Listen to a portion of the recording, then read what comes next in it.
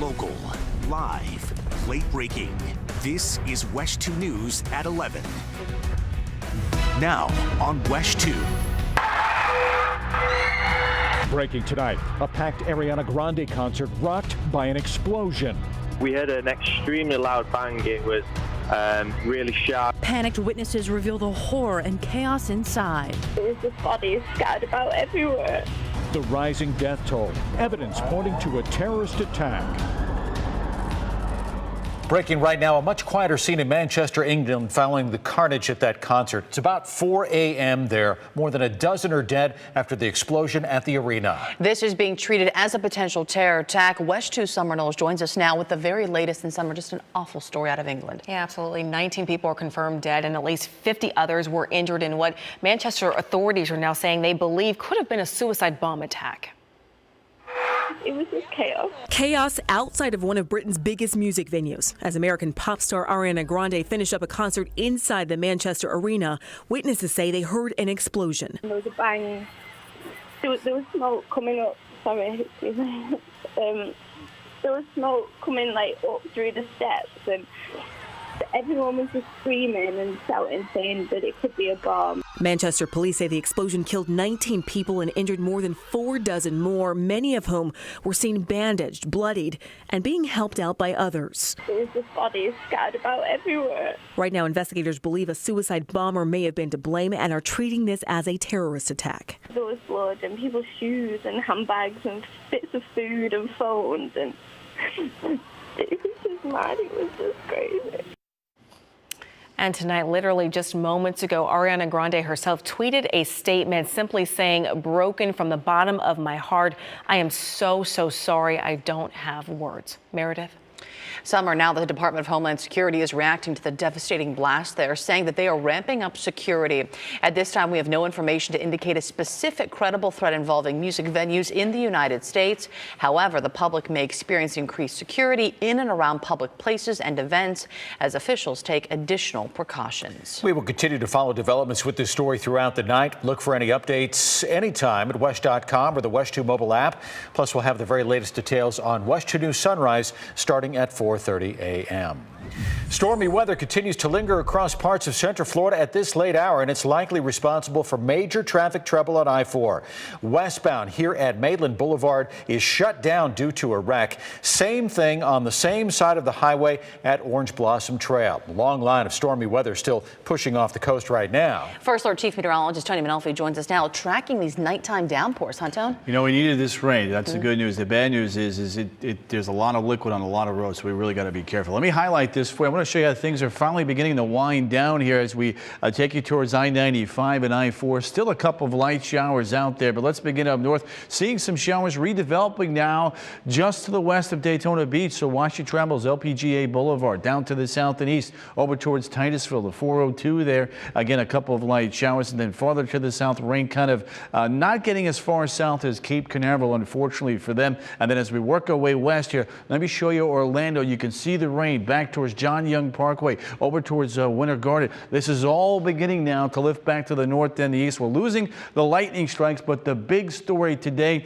the rain. Kissimmee had it, Lake Hart had it, Lake Toho had it, and we're going to watch I-95. I want to show you one more graphic here. Big rainfall winters, northwest Volusia County, down towards Sanford, back towards the attractions, and more heavy rain is on the way, along with the risk for severe weather. That story just moments away. A middle school student is facing tough questions tonight after police say that he sparked a wildfire. Officers say the 12-year-old was burning books in West Melbourne, but the flames got out of control and spread dangerously close to some homes. WESH's Robert Lowe reports this was all a social media stunt gone terribly wrong. I saw a police officer and a bunch of fire trucks out there, and I asked him, I said, what's going on? He was like, I need you to step out of the house. I said, why? And he pointed up. Looking up, Dylan Barracat saw black smoke fill the sky. That's when the 16-year-old immediately ran outside to call his father. We couldn't get down the end of the block because they had everything blocked off. As local and state agencies work to put out a fast-moving fire near Snickle Avenue in West Melbourne, police say it started when a 12-year-old boy tried to burn his school books and post it on social media. The plan quickly backfired as his books caught fire and spread to the surrounding woods. My understanding is the investigators did find the school books. Flames came dangerously close to some homes, forcing nearly 30 people to evacuate. Immediate adrenaline rush.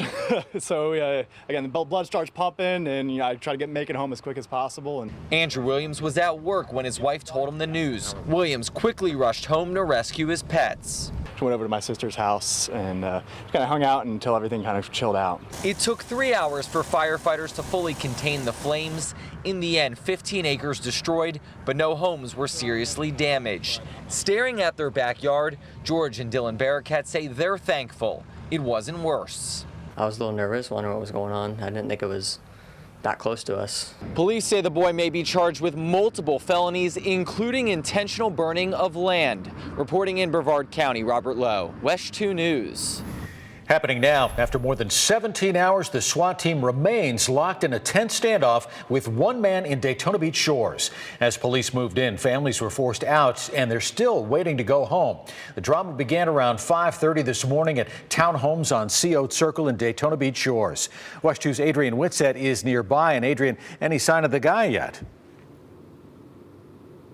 No, there is no sign of him, but we know that police have been able to communicate with him. They're using a bullhorn to shout into the townhome, and he has been able to shout back. But other than that, he is not coming out, at least at this very moment. We just got an update from police.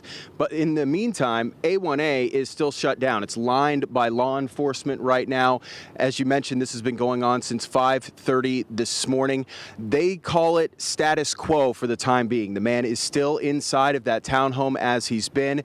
The folks who were evacuated this morning when it began are still not back in their homes. And we do have a picture we want to show you that comes from a condo across the street, a man who's watched this unfold through much of the day. He says he watched this 36-year-old man throw things out his windows. He watched as SWAT officers position themselves possibly for a worst case scenario with a man who apparently is suicidal, but police do not believe that he wants to hurt anyone but himself.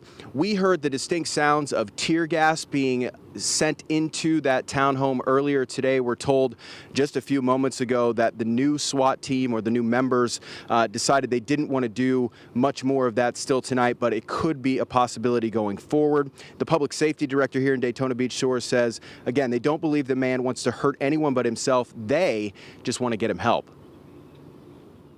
He hasn't pointed his weapons at anybody. He's just brandished them, and he's scaring the heck out of all these officers here. I was very scared. I didn't know what was going on because he said, "Are you able to drive a car?" That was his first question.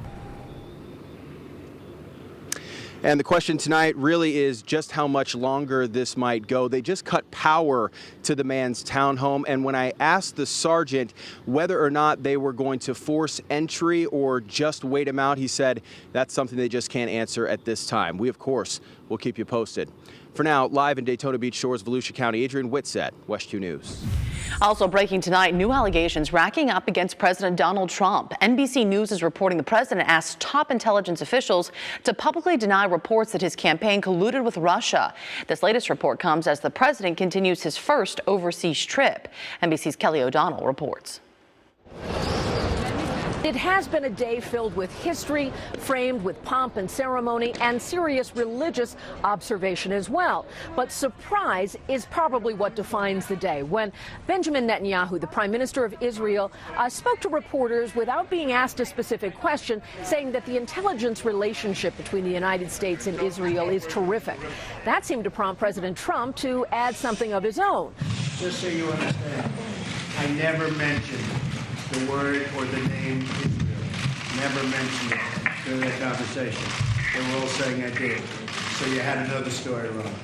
As he was referring to his meeting with the Russian foreign minister and Russian ambassador, talking about some classified information that he shared. Now, the White House had tried to set up this trip to reduce any of the intrusion of controversies from back home. No organized question and answer periods, just prepared statements, photo opportunities, and lots of ceremony and lots of historic first notes. The president being the first to travel directly from an Arab country on an aircraft to Tel Aviv. Also the first to be a sitting president to visit the Western Wall. important demonstrations of the relationship between the U.S. and Israel. And the next phase of this trip, the president will meet with Mahmoud Abbas, the head of the Palestinian Authority, as the president says he believes there is opportunity in a new way for Middle East peace, even after so many presidents have tried and failed before. I'm Kelly O'Donnell, NBC News, Jerusalem. A teenager is recovering tonight after what police are calling a vicious act of revenge. Police say he was lured to a home, beaten, kidnapped and duct taped, and then dumped in the woods. WESH 2's Dan Billow has more on the 3 suspects arrested. The wooded area west of Cocoa is remote and filled with dangers, including not only wildlife such as alligators, but also people taking target practice. It's where police say 3 people left a 16-year-old after luring him and mercilessly pounding him.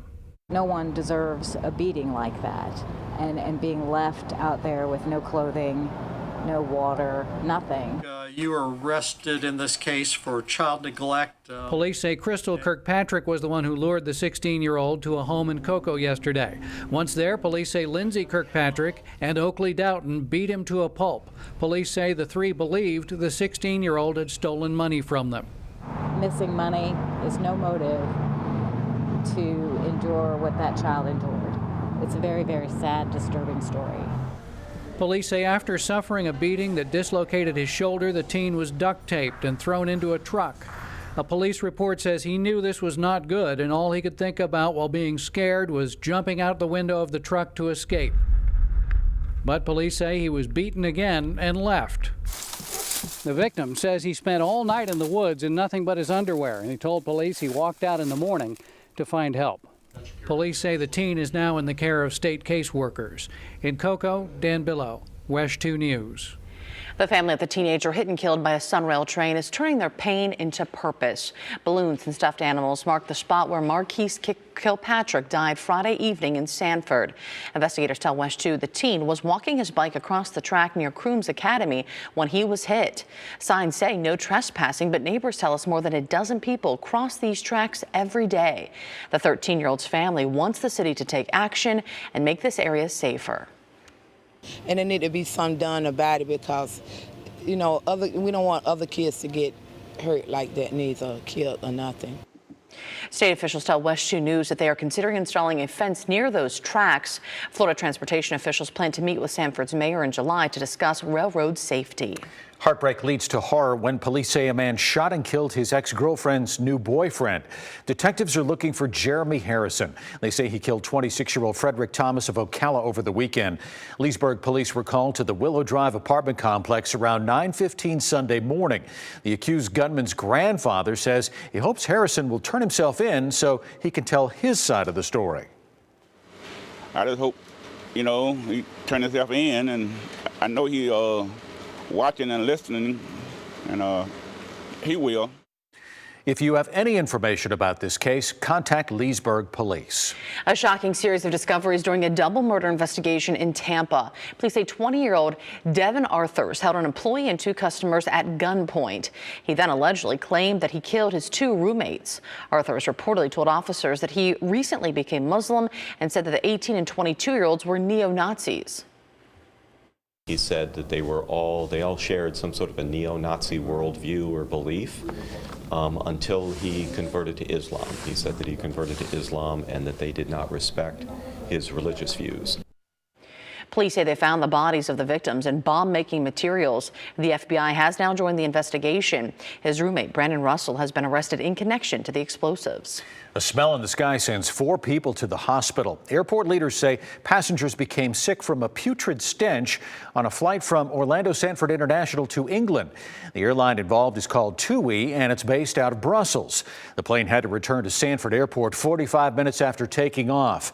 Passengers we talked to said they felt disoriented and shaky. We were on the back seat, so the flight attendant was just behind us. She was like, she'd fainted on the floor, and they were trying to help her, and all the air hostess rushed to the back of the plane to try to help her. Firefighters who boarded the plane say it's likely the stench came from smoke from a nearby brush fire that somehow got into the cabin. New tonight, with more than 54 million singles in the U.S., online dating has taken off. But in a recent study ranking the safest states to look for love on the web, Florida didn't crack the top 25. WESH 2's Jasmine Bailey reports keeping yourself safe may mean putting dates under a microscope. He told me at the table that he was falling in love with me. First date. Despite that encounter, Morgan Lee says she's had fun dating online, though she admits she unknowingly met married men and others who stalked her through apps when she wasn't interested. It went from, you don't have to be so rude, to then I started getting called names like the B word. Lee is one of the 40+ million Americans who've tried online dating, a decision that could be more dangerous than you think. Just last year, Adam Hillary, a Winter Haven man, was murdered after being set up by a woman he met on a dating site. And in a recent study from highspeedinternet.com ranking the safest states to date online, Florida was number 34. It does have merit. The rankings were based on FBI crime data and STD rates. Despite those risks, relationship coach Michelle G says by 2040, 7 out of 10 relationships will begin online. So as the trend grows, you'll need to do some digging. Take their name really quickly, drop it into Google. Get a search, kind of get an idea of this person's entire profile. You can do what's called a reversephonelookup.com. You can verify if that phone number really belongs to the person. For a deeper search, there's Julie Nashawati's service, Asked. After finding out a guy she met online robbed a bank, she and her web-based team of investigators started creating detailed reports. Within 24 hours and $30 later, you get a report that says what their sex offender status is, what major arrests are out there, all their social media links, and even like a blog post from 2007. It's pretty much we scour the end of the internet. The concern is also high for students who do everything from date to buy furniture online. The free app Taken Mate launched at the University of Central Florida in February. It's making sure that the person you're about to meet off of a Facebook shop group to buy concert tickets or off of eBay or Craigslist is not a sex offender or a felon, and those are actually things that you can check through the app. One other tip from our experts, set up a Google Voice number to give to potential dates. Jasmine Bailey, WESH 2 News. Our experts also suggest waiting 4 to 5 dates before meeting in private, and always tell a friend or family member when and where you're going on a date. Hope you got some healthy rain today. We had nice rain here at the station. My wife reporting healthy rainfall at the house and at our official measuring station. You know, Sharon, we do appreciate that, but this is the first time that we had over an inch of rain at Orlando International Airport since December of 2016. Oh, my goodness. Yeah, I tell you, more's on the way. Let me take you back outside. We'll kind of review some of those numbers there and then highlight those rainfall chances overnight tonight and through the day tomorrow. Outside right now, we do have 72 degrees. We're at room temperature, but boy, it is muggy. 72 over 72. That gives you 100% humidity out there, and it is sticky, no doubt about that. Because of that, we still have these ongoing showers, most of which are now beginning to fall apart, but a few of them have started to redevelop here over towards Daytona Beach, so we'll watch the trends on that. Officially, a ½ inch of rain up at the airport there. Titusville, Port St. John, Cape Canaveral, a few light showers here. Then we bend back towards the west, and you can see a few showers downtown Orlando, Winter Park, WESH 2 Studios, Altamont Springs. Farther to the west, little band again redeveloping on the south side of Lake Apopka. First band did and is working back to the east. Another band redeveloping here. This one's again going to head back towards Altamont Springs. So you're doing pretty well in the rainfall department there. Seminole, Orange County did very well. And here all of a sudden now, along the Florida Turnpike, south of Kenansville, down towards Yeehaw Junction. A little flare up here. We're hoping this is going to make it into southern Brevard County. Look at Longwood, 2.31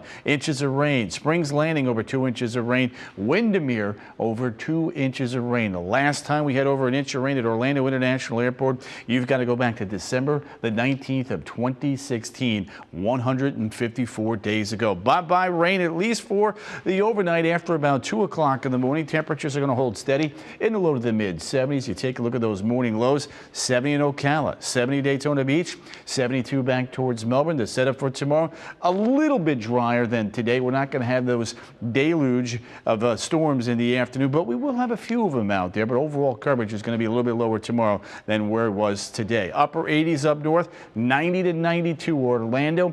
on south and east. Here's your setup for Wednesday. Late in the day, a front will rise. That will give us the risk for some strong to severe storms. That'll be ending early Thursday morning. That'll set the stage for some fantastic but hot holiday weekend weather. Let's take a look now at that severe weather risk here for Wednesday late on into Thursday morning. A slight risk for severe storms across the entire viewing area. And when we take a look at that risk category, what that generally means is there will be the risk for 1 or 2 tornadoes. I think that risk is going to be well to the north. We'll have some strong damaging winds, and hail could also be the threat. So the wind, the hail, and the rain for me right now, based on what I'm seeing, are my biggest concerns. The tornado threat is there, but it is low. Rainfall now with this front as it comes on through Tuesday, late on into Wednesday night and on to Thursday morning. Check that out. 1 inch to as much as 2 inches of rain potentially in the cards. Let's go and take a look now at your updated 7-day forecast here, and you'll see the highest rainfall chances now late Wednesday night and Thursday. Friday is a good looking day there for your TGI, and then Saturday, Sunday, and Memorial Day on Monday. An isolated late day shower couldn't be ruled out, but the theme this weekend is going to be the heat. 93 to 95, guys. That's a tough one, Tony. Thanks. A woman finds herself locked up tight during a late night trip to the store. She wanted to find just the right birthday card, but instead she wound up trapped inside a CVS. Lillian Rimmel says she didn't know when she walked into the Titusville store a little before 10 o'clock Saturday night that they were about to close. I'm walking back to pay for it, and all the alarms started going off. I started screaming and yelling, and then I realized that the barricades doors were shut. She called 911, but she was scared that they would think she was breaking in, so she stood right in front of the security cameras until someone got there with a key. The CVS spokesperson says they will work on closing store procedures. Astronauts on the ISS are gearing up for a surprise emergency spacewalk. In just a few hours, Peggy Whitson and Jack Fisher will head out to repair a critical component that controls the station's life support systems. NASA says that the crew was never in any danger because they have a backup system. The two will begin their mission at 6:30 in the morning. Whitson holds the record for most spacewalks by a female astronaut. New on WestTube, danger on the water as a boat whipped around with no one behind the wheel. U.S. Coast Guard got the call Sunday near Fort Myers Beach. 2 boaters were thrown off and it began speeding out of control. They had to pull off a risky maneuver to stop it. An officer jumps on board as it was moving and was able to shut it down. 2 boaters are okay. The Magic making some personnel moves. Big news in the team's front office. Yeah, could put them closer to hiring a new GM. Plus, the Rays looking to get something going at home. The Angels come to town, but did they bring their bats with them? We'll have highlights after the break.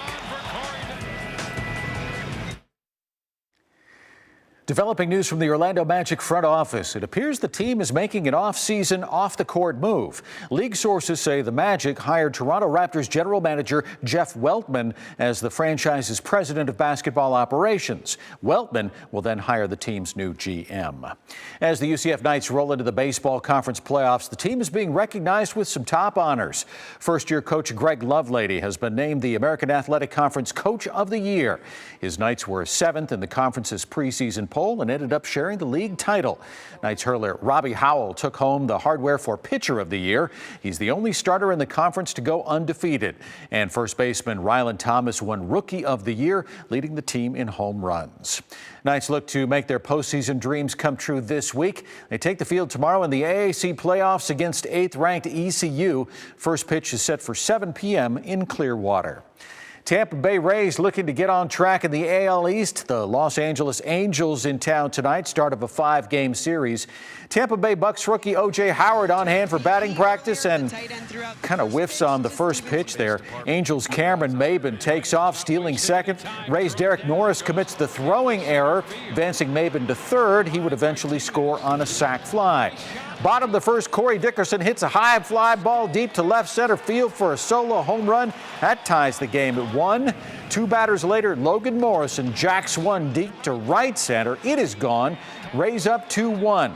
Now to top of the 7th, tied 2-2, bases loaded. Rays Ryan Stanek uncorks a wild one. It gets away from Derek Norris, allowing Jeffrey Marte to score from third. Angels win this one 3-2. Rays drop under 500 on the season. One half of the NBA Finals is virtually in place. It's all over but the shouting in the Western Conference Finals. The Warriors are up big late in the fourth over the Spurs. When the clock ticks down to 0, the Warriors will have run the table. No losses in the playoffs. They'll get the winner of the Cavs and Celtics series. Nashville Predators headed to the Stanley Cup Finals for the first time in team history with a 6-3 win tonight. That's it for sports. We'll be right back. Rain, more rain in the forecast for tomorrow, but I think after doing tomorrow, they're going to be in pretty good shape. Let's take a look now at that bus stop forecast. Last week, a school up there in Seminole County. They're out this week. Orange County next week, by the way, so we're going to put the bus away for a little bit. 90 degrees there by the afternoon. Bottom line is this: if you didn't get any rain today, very few of you did, you've got ample opportunity here Wednesday and Thursday. We're going to watch late Wednesday. Could be some severe storms, guys. And that's our report for tonight. You can get WESH 2 News whenever you want at WESH.com or the WESH 2 mobile app. Our next newscast is at 4:30 a.m. with the Sunrise team. We hope you'll join us again tomorrow night.